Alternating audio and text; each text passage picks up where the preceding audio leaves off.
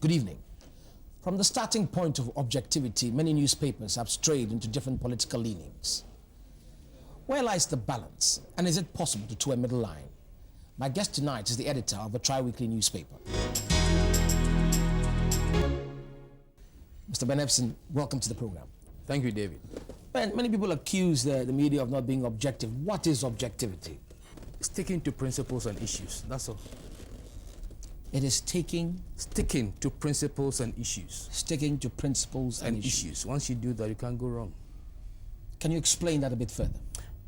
I'll give you an example. When ex-President Rawlings handed over in 1979, and he was being hounded by the security agencies, I took on the Liman administration that those acts were against his human rights. They were sent for Captain Chikata. And that they had committed any offense, they should be taken to court. Now, when President Rawlings came to the second time in 1981, and he was abusing people's human rights, and I took him on, I had trouble.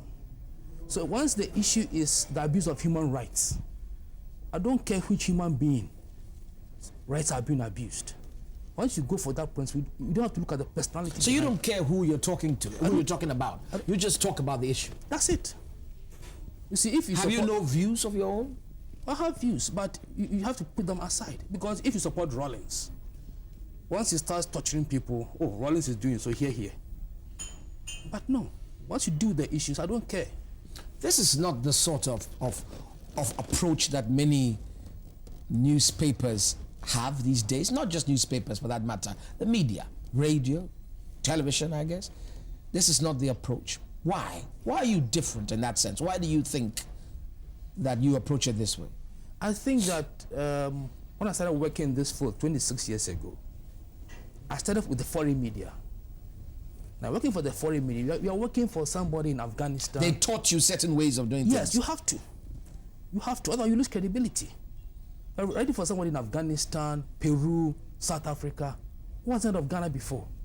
And how does that impact? What is that? What do you mean? Why that example? What do you mean? I mean, I got used to looking at issues, not personalities.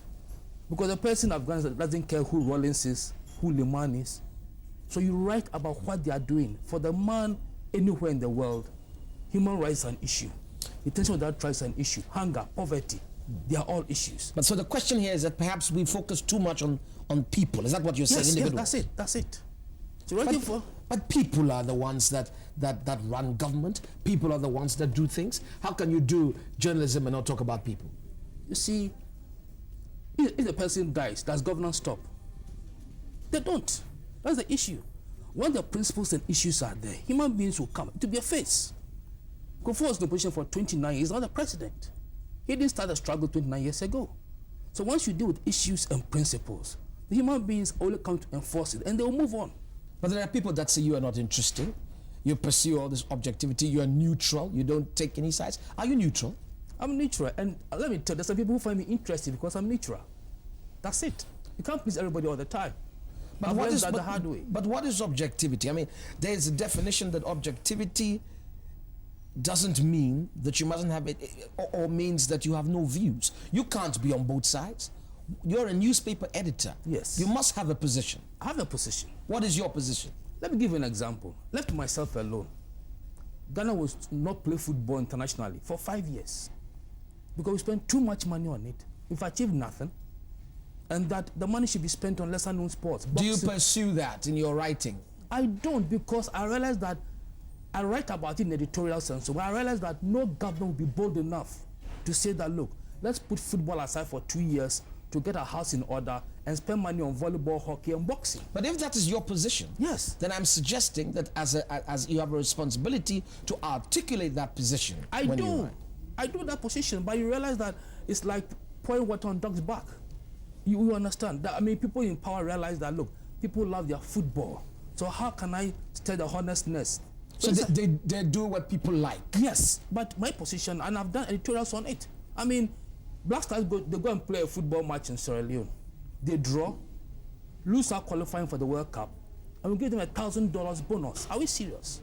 And volleyball, people go for camping, and they can't even get 10,000 for their food and footwear. What are we talking about? They can't talk about it I talk about it, but yes. I realize that the politicians are not bold enough. But isn't that the same thing with the media, the large portion of the media, that they don't talk about a whole range of things simply because if people are interested in politics, then give the people what they want. That's what is happening. Yeah, you see, but there's a different type of politics. Some of us would like to, the advent of radio stations makes you realize that if you are going to talk about politics, take sides, your people won't survive. You might be able to do things that people want to see different. How do you survive? Yes, until you get a dispatch, you never know the stand of the paper, or you never know the issue. There are certain papers, before you buy the paper, you know what they're going to write. But that is what the people want. Yeah, but for that, we've survived because there are people who want to say that, look, if I pick this paper, I'll be able to see what is wrong with either NDC or MPP. That's why we survived.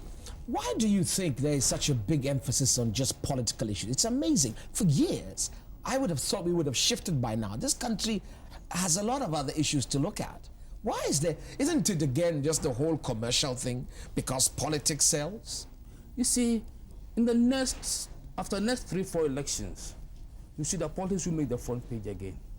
Why? You see, Ghanaians are now going through the process of changing people by the ballot box. Left myself alone, I would wish that after every 4 years we change governments to the ballot box. Why? You see, what is going on now with regard to the NDC ex-ministers and so on? People in the MPP, ministers, are taking a cue. That look, people stamp the second AK-47 that they can change you to the ballot box. When you're out of power, what you are doing to them, malfeasance, investigation, to happen to you. So Ghana is like a newfound way of expressing themselves. So that's why you're getting all this politics, but you're saying it will change? It will change. I mean, I'm sure after 2004, 2008, the headlines will not be they'll be fatigued.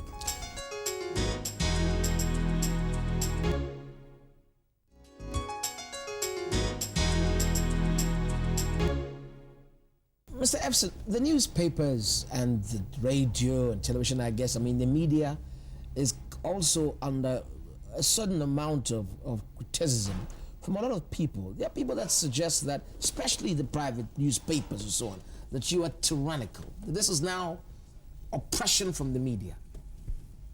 What is your response to that? You see, I would prefer oppression from the media than oppression from government. You can't fight a government. You prefer to substitute one form of oppression for another? I'll tell you why. If the media oppresses you, David, you can make me a poor man throughout my life. How? You take me to court, civil libel. I fear civil libel more than criminal libel. But it costs me money to take you to court, doesn't it? That's the risk you have to take. You see, if you have a genuine case, that is why civil libel is very good. But why must I? Why must you write things that are untrue about me and say to me, well, you have a chance to redeem yourself by going to court? The whole process of going to court, I don't want to go to court. It's long, it's boring, it's a waste of time.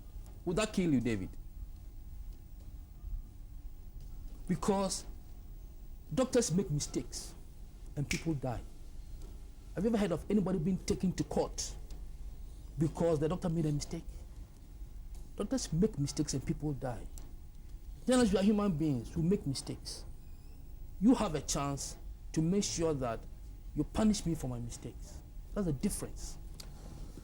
Tell me, Mr. Ben Ephson, very often I hear a lot of media people use the term our sources. We will not disclose our sources and so on.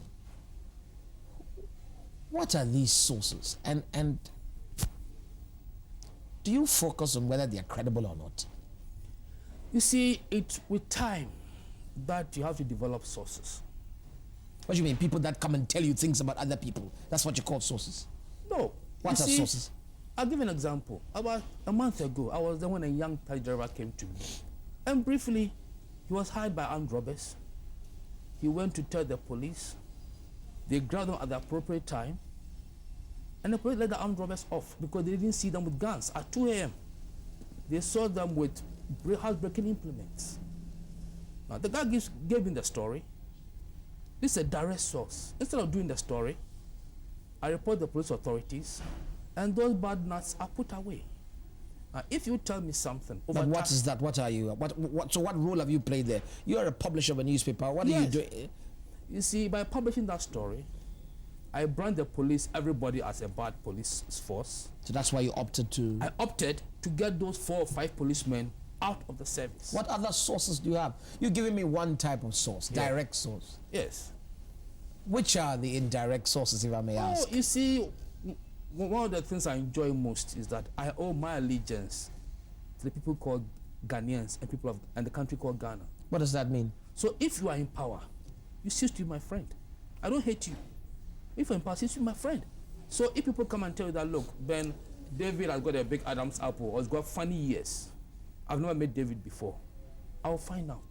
And with time, we develop sources. And given this era of, especially during the past government, when people opted to go to court, for most things you write, you have the documents to back it up. And you say sources, we want to protect the person. Otherwise, nobody will come forward again. You must tell the person that, look, whatever you're going to give me, I'll do a story to protect you. And there are certain stories that we keep for 3-4 months. Let's protect the sources. But is that fair, in a way? Doesn't that let people just come and push a note under your door? Somebody doesn't like David Ampofo, the person writes a horrible thing about me, pushes it under your door. So how do you proceed from there? You check. How do you do this? I'm getting a sense of how you operate, because there's a lot of things out there that people say are true and untrue. How do you see, if I come to you that, David, look, I've heard ABC, and you say no comment, it means that the story goes without your input, period. Now, if I have maybe a couple of things which I'm sure, definitely, even before you kill it, to give you water to drink. And I believe that the refusal of somebody to talk does not mean that the end of your story. No stories will get done. You need to check and cross-check. So you essentially, you're talking about verifying. Yes. And the process of verifying involves... lots of methods, lots of, But some do it more than others, I presume. I mean, there are a lot of journalists that don't do that. I mean, there's been that critique. They publish things when they haven't checked. Yes, you see, but in the same thing, in every profession, they're the bad nuts. Doesn't that worry you? That it drags the profession, you see, the noble profession? In time, the market will phase these people out. Now, one of the things I miss as President Rawlings is that, every 3-4 weeks, when there's no news on the market, he'll give you something for hard copy. He will say something, insult somebody, go off the tangent. Now, news is getting dry. But I believe that along the line, there's going to be fatigue. If you buy a news, you see, first and foremost, people are poor. And it's difficult for people to even survive. So if I'm going to buy a newspaper, that if I read something about David today, it's not true, I apologize. After 3-4 times, I'm wasting my money. And then the terrible habit of headlines that have nothing to do with the story. Yes, so we start... What is that also? No, you see, in the same way as you get every politician doing campaign for power, they give you promises that when they come to time, they find it difficult. President Rawlings, 1996, he promised to pay the party of corrupt people. He never did it. President Ampofo, before coming to power, he made a lot of promises that he's now struggling to keep up and making the promises. So yes, people make headlines, and if you buy a paper based on a headline, you can fool for some people for some of the time, not all the time. Some of the journalists have taken sides. Is that a good thing? In a sense, they have taken sides. I like it. I prefer that if you take sides, let it be known. So that if I'm buying your paper, I'm listening to you on air, then I know where you're coming from. But is that journalism? Is that it? That's my question. As a key practitioner with 26 years experience, what to your mind is that? That is a kind of journalism. What kind of journalism? If, for example, you take Democrat or you take Statesman, once you are listening to editorial review on the air, you are reading it, you know where they're coming from. You take Dispatch. It's pro-MPP or pro-NDC. That is it. And you take a paper, you think that this paper is middle of the road. You know what you're reading? But these are not party papers. There are in the past, political parties in other countries which have their mouthpiece, official mouthpiece, that's fine. But these are papers masquerading, pretending to be independent newspapers. They're not independent newspapers. That's why many people know where they are. If you don't know where they're coming from, then you don't know what you're about. What about the independent, the so-called independent ones that are not really independent? I believe that along the line, you may have a blend of the views. But when it comes to certain lines, you have to draw them. It comes at a cost. But hey, even if you are eating, it's at a risk. You can choke to death. It comes at a cost. Yes. What cost? Well, it comes at the cost that you get to a place, people are talking, they shut up.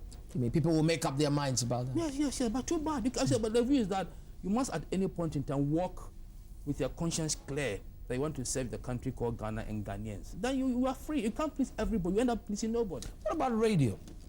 What do you think of radio? I mean, there are people on radio that are, there's no question that radios move forward. There are great things happening on radio. But there's also a lot of unprofessionalism. People laughing at people running radio like it's they're at home. I think that my greatest worry about radio is the phone-in aspect. And I mean, that we met the security officials for a chat with the media, and we've suggested to them that as part of the security measures, they should have the radio stations buy equipment that gives you the presenter, I think, about 10-15 seconds delay to cut off people. The greatest danger to radio is phone-ins and the potential of people who phone in, whipping up sentiments that could run the country aground. The greatest danger is that, and if you can have that mechanism to sort things out, I believe that all those wheat and chaff will be sorted.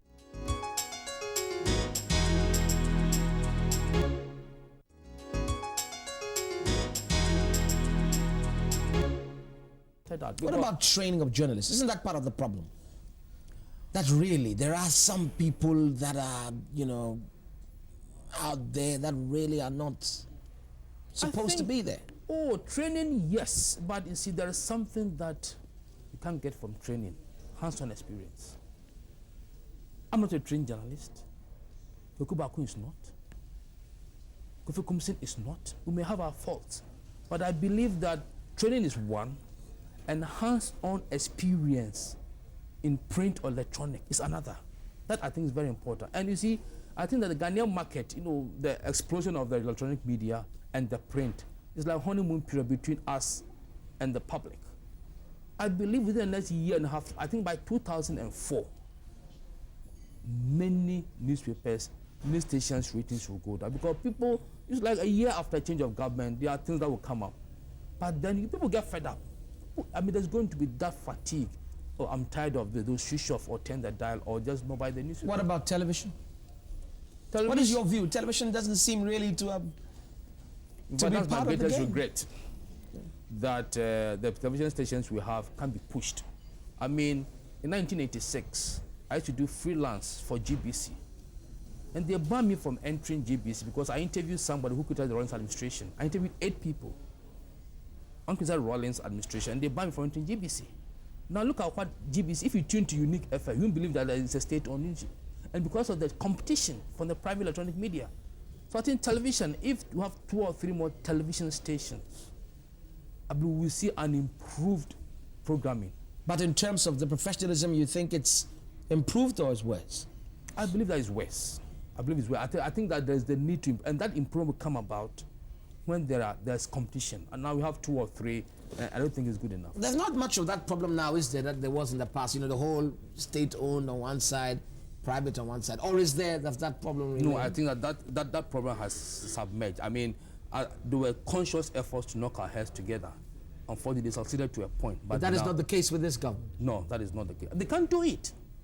It's not going to be possible. They can't do it. I mean, the last 2-3 years of Rawlings administration, they find it impossible. Why? Oh, because they fooled us for some time. We got wiser. So I don't think any government can come and do that to the media anymore. What do you think of the relationship that this government has with the media? There are some that say that it's too rosy. It is too rosy. This is the media. It should be independent, stand aside, be objective, and principled. You see, in the Rawlings administration, we had journalism being rosy with Rawlings. Divane Glate was head of GBC, made a ambassador to Togo. Ekwa Dansa was a journalist, was made a DCE. I mean, the only difference was that those rosy aspects were more with the state-owned media. And this government rosiness is more with the private-owned media. But the fact remains that towards the end of the Rawlings administration, yes, the relationship between it and the media, there was no rosiness anywhere. But this government, the only 10 months in office, Rawlings was in power for how many years? 19. So you're saying it might become less rosy over time? Oh, but you see, still don't have a rosy time. 5 days into coming to office, we gave him help for going to Togo. Sahara came, Edumazi came. But do you really, the MP do who you slapped really the believe, do you really believe that that the journalists now are being sufficiently objective and critical? Oh yes, let me tell you something.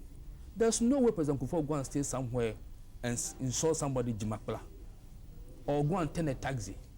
If he does it, you get a harsher treatment. So the point I want to drag. So there is, without question, a link between the behavior. way absolutely Yes. the way the people in public office behave Definitely. and the response they get. Yes, definitely. It's not in isolation. Corrupt practices, people taking money and writing things. How do you get rid of that sort of thing? I believe that you can only get rid of it when those who pay the monies have their fingers bent rather badly. See, corrupt parties taking money to write stories is like being blackmailed. There's no end to it. You know, and I mean, you get a story, somebody comes with an envelope, please don't. I tell them, mind you, there are 20 private newspapers. There are 6 radio stations. This money that you are paying to me, I'm going to pay that to everybody. Keep it and go to court. So the journalists must feel really powerful now. Not that we feel powerful, it's the public that should feel powerful. But the fact remains, Mr. Ephson, that journalists now are in many ways riding high. No, I don't see the difference. You don't feel that I people... don't you think people have become a lot more afraid of journalists, respectful of them and so on, because they feel they wield a lot of power? That's the perception that people should get rid of. Because, I mean, if we've been against soldiers... Journalists can call people wherever they are and say, even if they're about to, you're on the line, I want to talk to you, and people just talk. They have too frightened not to talk. I feel sorry for those people. Because I think that if you say the politician should go by rules and regulations, the soldier should not misbehave with his uniform, and the police, why should you? Because I have a pen. They should take us on. I mean, I'm a journalist. How do they take you on? They don't own a newspaper. I mean, you can go away from here now and write a whole story of nasty things about me because of what I've said. How do I take you on? Go to court? Go to media commission? Do you think that everybody agrees with me? No. The damage is done.